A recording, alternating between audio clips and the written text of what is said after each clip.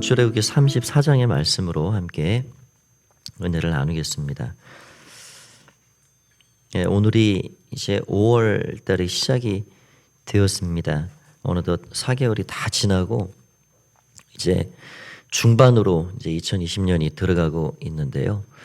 하나님의 은혜가 이 한 달도 우리 가운데 함께하길 원하고, 또 올해부터는 우리가 월삭 새벽 기도회를 늘 첫날, 이렇게 매월 첫날 드리지 않고 그 첫 토요일 날 드리기로 결정을 했습니다. 그래서 한 번 드리고 벌써 코로나 때문에 3번을 이렇게 건너왔는데, 내일입니다. 내일 토요일 날 함께 월삭 새벽 기도회로 함께 나아갈 수 있도록 그렇게 하시면 되겠습니다. 어제는 제가 영상을 이렇게 편집을 하고 보니까 저도 몰랐는데 어제 영상이 이렇게 올라갔습니다. 이게 실수로. 그래서 어제 거하고 오늘 거를 같이 이렇게 보내드리려고 합니다. 어제 제가 이제 외출했다가 저녁 늦게 들어와서 편집을 다 하고 또 보내드리려고 했더니, 이게 플러스 친구 카카오톡이라는 게 아침 8시 이전과 그 저녁 8시 이전 그 이후에는 이게 보내지질 않습니다. 그래서 그렇게 해서 오늘 아침에 보내드리도록 하겠습니다. 어떤 분이 그러시더라고요. 제가 어제 나가서 자꾸 이제 핸드폰으로 그걸 좀 만지고 하려고 하니까, 목사님 너무 친절하다고, 그거 가끔 보내지 말아야지 사람들이 새벽 예배 나오십니다. 그래서 제가 좀 친절하긴 하죠. 예. 그래서 저는 이제 예배 마치고 들어가면 요즘 좀 시간이 좀 빨라지기는 했는데, 영상을 편집하고 뭐 플러스 친구 보내드리고 또 홈페이지 링크를 걸고 뭐 그 이제 한 장 정리를 하고 거의 1시간 정도 걸립니다. 1시간 정도. 근데 제가 전혀 하나도 힘들지 않은 게, 우리 성도님들이 그래도 뭐 마음은 원이시죠. 늘 이 새벽 시간 나오셔서 예배 드리고 기도하고 싶으시고, 근데 이곳에서 현장에서 그 신선한 갓 구운 빵을 드시고, 또 여기서 쌓여진 기도, 여기는 쌓여진 기도의 공간이죠. 그래서 그 특별한 은혜가 있죠, 이 현장에. 그러나 마음은 원이로되 못 나오시는 분들이 계십니다. 제가 어떤 저 멀리 계신 은퇴하신 권사님 한 분도 얘기를 들어보니까 아침마다 그거 TV 켜놓고 날마다 들으신다고. 거리는 멀고 나오고는 싶으신데, 이제 그런 분들이 종종 저에게 이제 얘기를 하십니다. 그래서 아침에 제가 우리 성도님들에게 만나 이렇게 준비해서 드리는 마음으로, 또 아침 모닝 커피 한 잔 이렇게 대접해 드리는 마음으로 그렇게 이 플러스 친구도 보내드리고 그렇게 하고 있는데요. 뭐 저로서는 너무 감사하고 또 기쁜 일이죠. 우리가 이 하루에 한 장씩 보고 있는데, 제가 계산을 해보니까 딱 5년 걸립니다.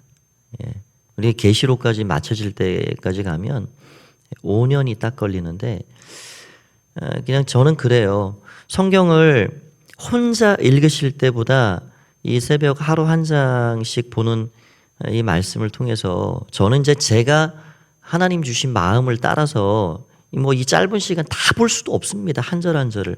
분량이 많죠, 한 장이라도.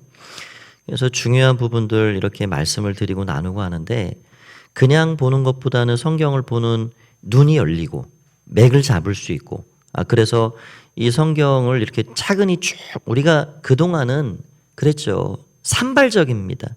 구약 성경 갔다가 신약 성경 갔다가 여기 조금 저기 조금, 그러니까 이 산발적인 지식도 쌓여지죠. 쌓여지긴 쌓여지는데 이게 너무 분산돼 가지고 10년 20년 지나도 성경을 잘, 사실은 실상은 이렇게 보면 알지 못하는 이제 그런 경우들이 생깁니다. 그래서 제가 기대하는 거는 이렇게 차근차근 한 장씩 볼 때 우리가 이 기회를 잘 살려서 성경을 보는 그런 안목이 더 열려가고 맥을 잡아가고, 그래서 하나님의 마음이 어떠한가 우리가 이야기가 쭉 진행이 되기 때문에, 그렇게 해서 이 시간이 그래도 조금 도움이 되는 시간이 된다 그러면 저는 뭐 얼마든지 기꺼이 그렇게 친절하게, 앞으로도 친절하게 그렇게 해드리고 싶은 마음이 있습니다. 하나님의 은혜가 앞으로 우리 모두에게 함께하길 원하고요.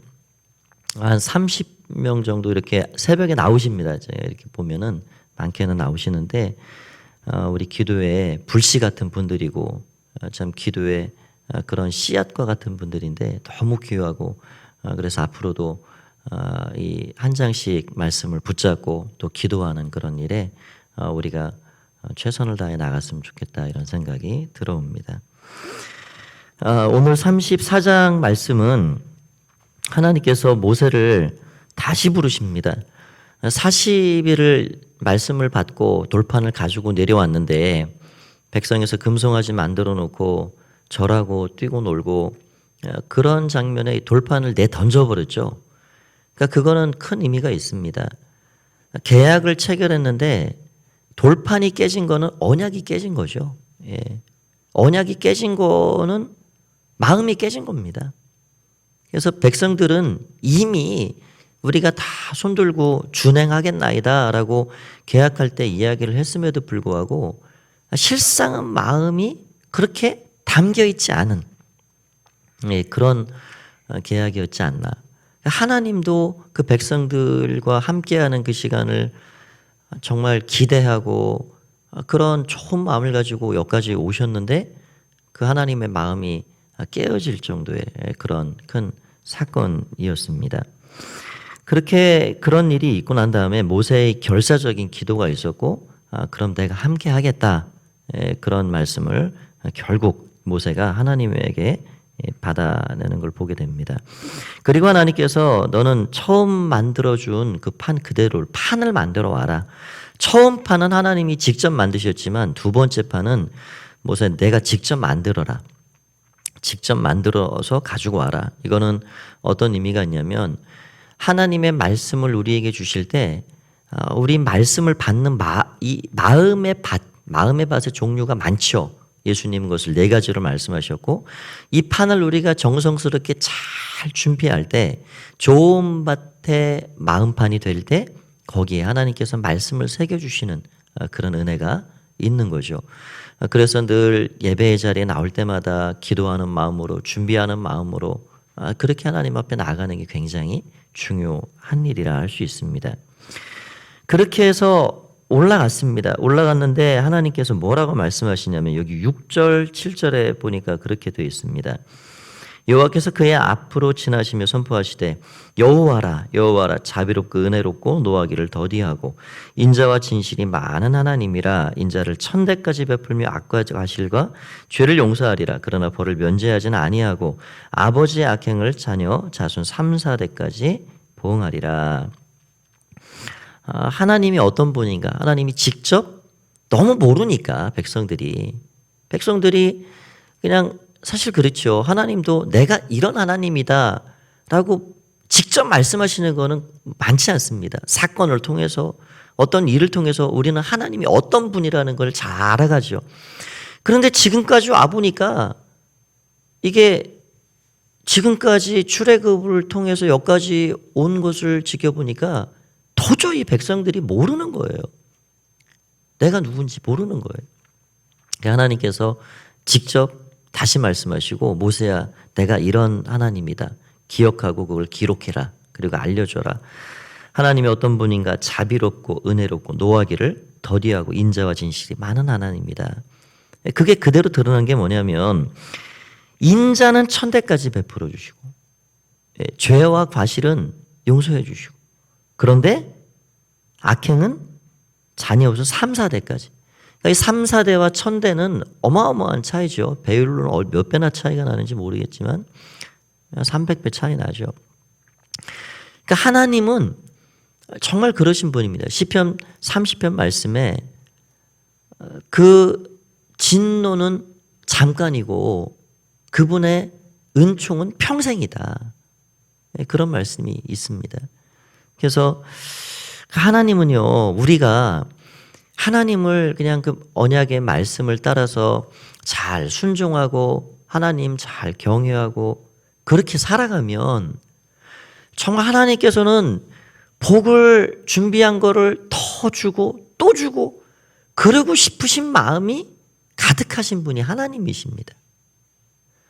그러니까 우리가 하나님을 자꾸 인간들이요. 하나님 떠나서 반역하고 불순종하는 인간들이 어떻게 보면 제가 표현이 좀 그렇지만 하나님을 자꾸 나쁜 하나님으로 만들어가는 거예요. 하나님은 애초부터 벌을 내기를 원하시고 심판하기를 원하시는 분은 아니십니다. 그 하나님이 벌을 내리고 징계하시고 하는 것은 여기 뒤에 보면 이제 질투에 대해서 나오는데요. 또 다른 하나님의 사랑의 한 면입니다. 우리가 그거를 봐야 합니다. 질투라는 게 그렇죠. 질투는 뭐 지금 이 세상에서 뭐 연인 간에 만나다가 안 만나준다고 막 어깃장 놓고 폭행하고 그거는 어그러진 사랑이고요. 그거를 질투라고 할 수가 없습니다. 그거는 삐뚤어진 일이고요. 정말 순수한 질투는요. 정말 사랑하기 때문에 목숨처럼 사랑하기 때문에 그래서 질투라는 게 나오는 거예요. 그래서 우리가 이 질투하시는 하나님에 대해서 더 마음에 기억하고 생각을 해가야 됩니다. 어쨌든 지금 그렇게 하나님은 우리가 그 말씀을 잘 순종하고 따라가기만 하면 하나님은 죄와 벌을 내리시다가도 회개하고 돌이키면은 다시 천대까지 은혜와 복을 주시기를 원하시는 그런 마음이 충분히 준비되시고 그렇게 하나님께서 이끌어 가시는 분이신데 그게 안 되고 있는 겁니다. 지금 우리가 이제 역사를 계속 볼 겁니다. 이 모세오경을 지나서. 근데 그게 잘 안 돼요. 우리가 우리의 신앙생활을 돌아봐도 참 그게 얼마나 되어지는지 이렇게 한번 돌아볼 필요가 있는 것이죠. 그렇게 말씀하실 때 하나님께서 말씀하실 때 모세가 또 뭐라고 말하냐면 여기 9절에 보면 이렇게 또 되어 있습니다. 모세가 급하게 땅에 엎드려서 경배하면서 주여 내가 주께 은총을 입었거든 원하건대 주는 우리와 동행하옵소서 이는 목이 뻣뻣한 백성이니이다. 우리의 악과 죄를 사하시고 우리를 주의 기업으로 삼으소서. 가슴 저리는 기도 영혼을 걸고 기도하니 모세 하나님께서 함께하지 않으시면 우리를 저 가나안 땅으로 이끌어 주지 마십시오. 우리는 여기서 한 발자국도 움직일 수 없습니다. 그게 모세의 간절한 기도였습니다. 예. 정말 저는 이 어제 본문이었지만 이 말씀을 읽을 때마다 이렇게 마음이 참 저립니다. 하나님이 함께하지 않으시면 우리를 올려보내지 마십시오. 하나님이 함께하지 않는 가나안 땅, 아니 젖과 꿀이 흐른다고, 아니 그 이상의 것이 거기 있다고, 그거 하나님이 함께하지 않으면 저한테는 의미가 없습니다. 사실 우리 마음에는 혹 그런 마음이 있는지 모르겠어요. 하나님, 가나안 땅 올라가면 됩니다. 하나님이 직접 가시든지 아니면 사자라도 보내주시든지 그거 저한테는 큰 문제 없습니다. 가나안 땅만 가면 됩니다. 이 광야 빨리 그냥 통과해 가면 됩니다. 우리 마음에는 혹 그런 마음이 있지 않나. 예. 그러나 하나님이 함께하지 않는 이 땅의 것, 그 어떤 것이라도 그 성공의 어떤 것이라도 하나님이 함께하지 않으면 저에게는 의미 없습니다. 이 모세의 깊은 신앙의 고백과 이러한 믿음이 정말 우리 것이 됐으면 좋겠다. 내 것이 됐으면 좋겠다. 그런 생각이 들어옵니다. 오늘 이렇게 모세가 하나님 앞에 고백하고 나아가면서 그렇게 기도하고 나아갈 때 하나님께서 여기 10절에 보면 다시 이 깨어진 언약을 다시 내가 체결하겠다. 그렇게 말씀합니다. 여기 10절에 보면 이렇게 되어 있죠. 여호와께서 이르시되 보라 내가 언약을 세우나니 이 깨진 돌판을 다시 가져와라 내가 새겨주겠다 하시고 하나님이 마음을 다시 이렇게 백성들을 향하여서 언약을 다시 세우겠다라고 돌이키고 계신 거죠. 그렇게 말씀하시면 언약을 내가 다시 세운다. 그러면서 어떻게 말씀하냐면 내가 아직 온 땅 아무 국민에게도 행하지 아니한 이적을 너희 전체 백성 앞에 행할 것이다.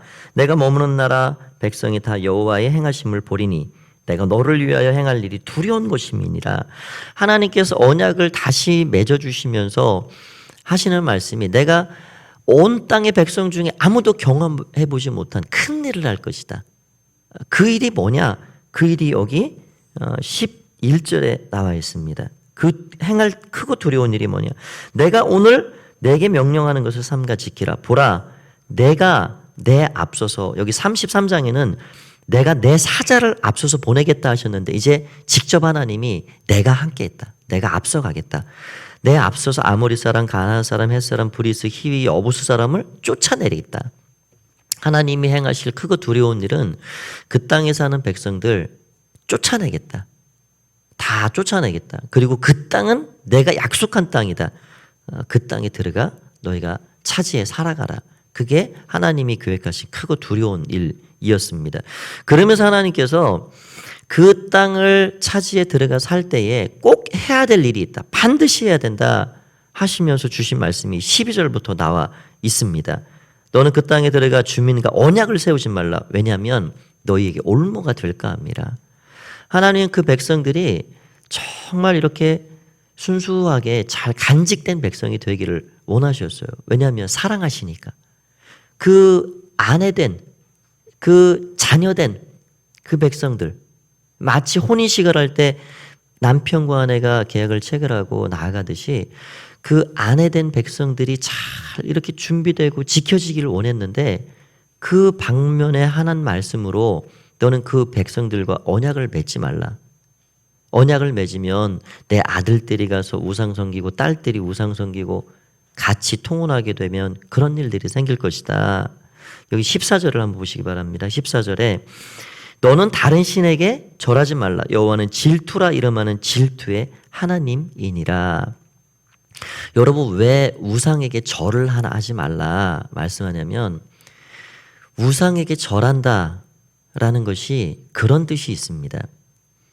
여러분 우리는 하나님의 형상을 따라 지음받았잖아요. 그런데 하나님의 형상이 어떤 나무 조각이나 동물의 형상이나 뭘 만들어 놓고 그렇게 절을 한다는 것은 하나님이 왜 극도로 1계명, 2계명을 통해서도 우리에게 다른 신 절대 섬기면 안 된다. 절하면 안 된다. 만들지도 말아라. 왜 하나님 그렇게 우리에게 말씀하시냐면 하나님의 형상을 따라 지음받은 인간이 어떠한 다른 피조물에게 납작 엎드려서 절을 한다는 것은 결국에는 근본적으로 하나님이 절하게 만드는 겁니다. 여러분 그거를 잘 한번 생각하셔야 됩니다. 하나님의 형상이 그 존귀한 하나님의 존재가 어떤 다른 피조물에게 납작 엎드려 절을 한다? 그거는 하나님의 형상이 파괴되는 일이에요. 하나님의 형상이 우상 앞에 절을 하는 게 그런 의미가 있는 겁니다. 하나님의 형상이 꼬꾸라지는 것이고요. 하나님의 형상이 어떤 피조물에게 더 낮은 자세로 그렇게 엎드려진다는 것은 하나님에게 있어서는 용납할 수 없는 일이에요.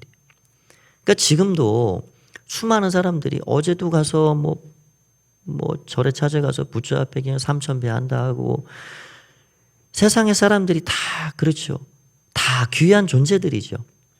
하나님의 형상을 따라 그렇게 귀한 고귀한 존재로 만들어졌는데 자기가 어떻게 지어졌는지도 모르고 자기를 지은 분이 누군지도 모르고 그러니까 이 세상에 헛된 수많은 우상 앞에 가서 그렇게 납죽납죽 엎드려 절을 하는 겁니다.